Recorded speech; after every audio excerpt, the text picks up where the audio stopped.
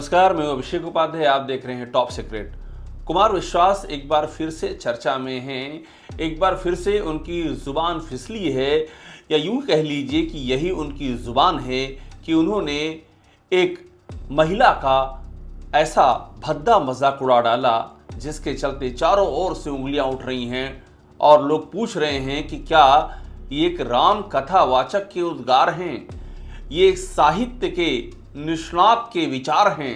ये सवाल हर तरफ उठ रहा है। कुमार विश्वास जब भी कोई राम कथा कहते हैं या प्रवचन करते हैं तो बीच में वो सस्ते चुटकुलों की बारिश करते हैं, किसी से छिपा नहीं है।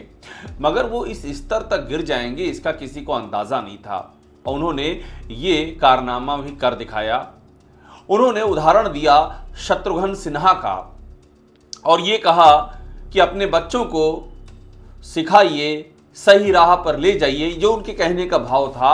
अन्यथा ऐसा ना हो कि किसी रोज आपके घर का नाम रामायण हो और आपकी श्री लक्ष्मी को कोई और उठा ले जाए। ये उन्होंने शत्रुघ्न सिन्हा पर वार किया है। शत्रुघ्न सिन्हा के घर का नाम रामायण है। उनके परिवार में प्रभु श्री राम की जो वंशावली है उसके आधार पर सभी के नाम रखे गए हैं और शत्रुघ्न सिन्हा की बेटी सोनाक्षी ने हाल ही में जहीर से शादी की है, जिसको लेकर के काफ़ी तूफान मचा था। तो इसी की ओर इशारा कर दिया कुमार विश्वास ने और उसके बाद हंगामा मच गया। जो कुमार विश्वास को जानते हैं, शुरू से जानते हैं, जब से कुमार विश्वास ने अपनी यात्रा शुरू की और वो चर्चा में आना शुरू हुए, उन्हें बिल्कुल भी हैरानी नहीं हुई, क्योंकि कुमार विश्वास शुरू से ही ऐसी सस्ती लोकप्रियता बटोरने की तमाम जुगत बढ़ाते आए हैं, तमाम विवादों में रहे हैं। लेकिन जिन लोगों ने उनको राम कथा वाचक के तौर पर बड़ी श्रद्धा से देखा है, उनको जरूर धक्का लगा कि आखिरकार ये कुमार विश्वास कह क्या रहे हैं। और जब ये बात बढ़ी तो ये बात आगे बढ़ गई। इस पर पॉलिटिकल रिएक्शन में आने लगे। कांग्रेस की प्रवक्ता सुप्रिया श्रीनेत्र ने कुमार विश्वास से कुछ तीखे सवाल किए। सुनते हैं। आपके अपने घर पर बेटी हो और आप किसी और की बेटी पर भद्दी टिप्पणी करके सस्ती तालियां बटोरेंगे तो आपको क्या कहा जाएगा? यही लगेगा कि सस्ती लोकप्रियता के लिए आप किस लेवल तक गिर सकते हैं। और यही कुछ ऐसा किया है आपने कुमार विश्वास जी। कुमार विश्वास जी, आपने सिर्फ सोनाक्षी सिन्हा की अंतरधार्मिक विवाह पर घटिया तंज नहीं कसा है, आपने असली अपनी महिला विरोधी मानसिकता भी दिखा दी है। आप ही के शब्दों को आपके सामने बोलती हूं। आपने कहा ना, वरना कोई आपके घर की श्री लक्ष्मी को उठा ले जाएगा। ये उठा ले जाने का क्या तात्पर्य होता है? क्या लड़की कोई सामान है, कोई वस्तु है, टेबल पर रखा हुआ गुलदस्ता है जिसको कोई उठा ले जाएगा? आपके अंदर रामकथा वाचक बनने की बहुत लालसा है और होनी भी चाहिए, कोई गलत बात नहीं है इसमें। लेकिन काश आपके अंदर प्रभु राम की रत्ती भर भी मर्यादा और रत्ती भर भी शालीनता होती। आपको कुछ क्षण के लिए थोड़ी सस्ती लोकप्रियता तो जरूर मिली, लेकिन आपका कद जमीन में और धंस गया। लेकिन जो मैंने आपसे पहले कहा था कि जो कुमार विश्वास को जानते हैं उनके लिए बिल्कुल भी हैरानी की बात नहीं थी। और यही वजह है कि कुमार विश्वास की रास्ते का सबसे बड़ा रोड़ा यही है। सूत्र बताते हैं कि कुमार विश्वास बुरी तरह से परेशान है कि उनको राज्यसभा की सीट मिल जाए। पहले वो अरविंद केजरीवाल के साथ लगे हुए थे। अरविंद केजरीवाल के यहाँ से राज्यसभा की सीट नहीं मिल पाई। अरविंद केजरीवाल के दुर्विरोधी हो गए और अब वो बीजेपी के पीछे लगे हुए हैं कि बीजेपी से उनको राज्यसभा की एक सीट मिल जाए, जो सोर्सेज बता रहे हैं। और वो सीट उनको नहीं मिल पा रही है तो उसके पीछे की कहानी यही है, क्योंकि कुमार विश्वास का अपनी वाणी पर कोई नियंत्रण नहीं है और कुमार विश्वास के जो विवाद सामने आते हैं वो उस पार्टी की छवि को भी दागदार कर सकते हैं, जिससे वो भविष्य में जुड़ने की आकांक्षा पाले हुए हैं। आप कुमार विश्वास का पूरा रामकथा के दौर का जो रामकथा वो करते हैं, आप पूरा उनका आभा मंडल देखेंगे तो आपको समझ में आ जाएगा।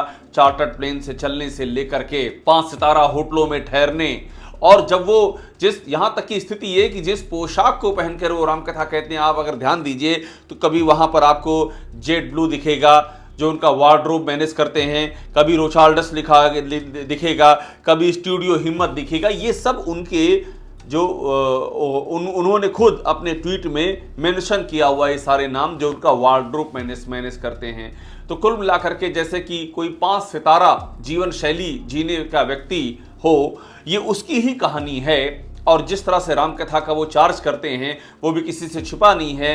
हाल ही में छत्तीसगढ़ में 60 लाख का चार्ज जब उन्होंने किया तो वो सुर्खियां बन गया। अमूमन 20 लाख से ऊपर तो वो चार्ज करते ही हैं। जैसे जैसे दिन और घंटे बढ़ते हैं रामकथा का चार्ज बढ़ता ही चला जाता है। यही कुमार विश्वास की जो जीवन शैली है, ये जो उनकी जिस तरह का वो भाषण और व्याख्यान वो देते हैं, उससे जो विसंगतियां पैदा होती हैं, यही उनके रास्ते का रोड़ा बनी हुई हैं। कुमार विश्वास को लेकर के अगर हम पिछले सिर्फ एक साल का हम इतिहास खंगालें तो हम बहुत पीछे नहीं जाएंगे। इस एक साल में मालूम पड़ जाएगा कि कुमार विश्वास की डगर क्या है और क्यों उनको राज्यसभा की डगर नहीं मिल पा रही है, जिसके लिए वो जी जान लगाए हुए हैं। ये बात है नवंबर 2023 की।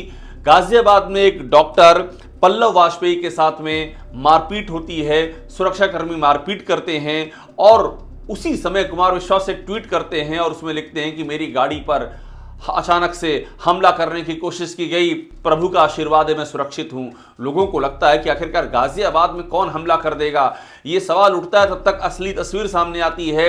उस डॉक्टर को बुरी तरह से मारा पीटा गया होता है। वो पूरी कहानी बताता है। सोशल मीडिया से लेकर के हर तरफ कुमार विश्वास की थू-थू होना शुरू होती है और उसके बाद वो उस डॉक्टर के घर जाते हैं, प्रभु श्री राम की उसको मूर्ति भेंट करते हैं और खेद प्रकट करते हैं। कुमार विश्वास का एक स्वरूप आप ये देखिए। कुमार विश्वास की वाणी पर कहीं कोई नियंत्रण नहीं है। ये बात है उज्जैन की। फरवरी 2023 में उज्जैन में वो एक सभा में जब वो भाषण दे रहे होते हैं, वहाँ वो बोल देते हैं कि वामपंथी कुपड़ होते हैं और आरएसएस से जुड़े जो दक्षिणपंथी होते हैं वो अनपढ़ होते हैं। बहुत हंगामा मचता है और तुरंत कुमार विश्वास को लगता है कि आरएसएस पर टिप्पणी हो गई, अनायास ही जुबान फिसल गई। सोच समझ के नहीं, वो पब्लिक को ताली बजवाने के लिए बोलने की आदत है, जैसे स्टैंड अप कॉमेडियन बोलता है। तो फिर उनको समझ में आए तो आरएसएस पे चला गया और जैसे ही आरएसएस की ओर से विरोध शुरू हुआ, कुमार विश्वास ने माफी मांगी, फिर से खेद प्रकट किया। ये कुमार विश्वास की एक और कहानी है। इस बीच में एक और कहानी सामने आई जब उनकी पत्नी मंजू शर्मा का मामला सामने आया, जो राजस्थान लोक सेवा आयोग की मेंबर रहते हुए एक रिश्वत कांड हो गया। उसमें उनका नाम सामने आया। उनसे बाकायदा जो एसीबी है, इनकी एंटी करप्शन ब्यूरो, उसने पूछताछ भी की। कुमार विश्वास को जो जानते थे उनको हैरानी नहीं हुई, लेकिन जो रामकथा सुनकर के उनको बहुत बड़ा सिद्ध पुरुष समझते थे, उनको वो जरूर चौंके कि ये क्या हो रहा है। बाद में मंजू शर्मा को क्लीन चिट मिलने की खबर भी सामने आई। कुमार विश्वास के जो राजनीतिक रिश्ते हैं वो किसी से छुपे नहीं हैं, लेकिन इस सब के बीच में ये ज़रूर हो गया कि कुमार विश्वास का जो वास्तविक जो स्वरूप है वो एक बार फिर से सामने आ गया। तो कुल मिलाकर के कुमार विश्वास पूरी कवायद कर रहे हैं कि वो उच्च सदन के यानी कि राज्यसभा के मेंबर बन जाएं। बीजेपी से उनकी पूरी कवायद है, किसी तरह से बीजेपी के जरिए उनको टिकट मिले। उनकी जिस तरह से भगवान श्री राम की कथा के बहाने वे अपनी इस राजनीतिक महत्वाकांक्षा को आगे बढ़ाने की कोशिश कर रहे हैं, वो भी किसी से छिपा नहीं है। लेकिन अभी हाल ही में जिस तरह से उन्होंने सोनाक्षी सिन्हा के बारे में ये कमेंट कर दिया, एक बार फिर से उनके लिए मुसीबत बढ़ने वाली है, क्योंकि बीजेपी ये नहीं चाहेगी कि कोई ऐसा व्यक्ति उसके साथ जुड़े जो एक तो अस्थिर प्रवृत्ति का व्यक्ति हो, कब क्या बोल जाए कोई भरोसा नहीं हो, उसकी जो आस्थाएं हैं उनका कोई पता ना हो, और उसकी जीवन शैली और उसका वाक संवाद ऐसा हो कि रोज ही एक नए विवाद को जन्म दे दे, और विवाद भी ऐसा जिसमें आप सारी मर्यादाएं भूलकर एक महिला पर आक्षेप करते हैं। तो ये है कुमार विश्वास का चाल, चरित्र और चेहरा। इससे जुड़ी हुई और बहुत सारी कहानियां हैं। जैसे जैसे समय सामने आएगा वो कहानियां भी बाहर आएंगी।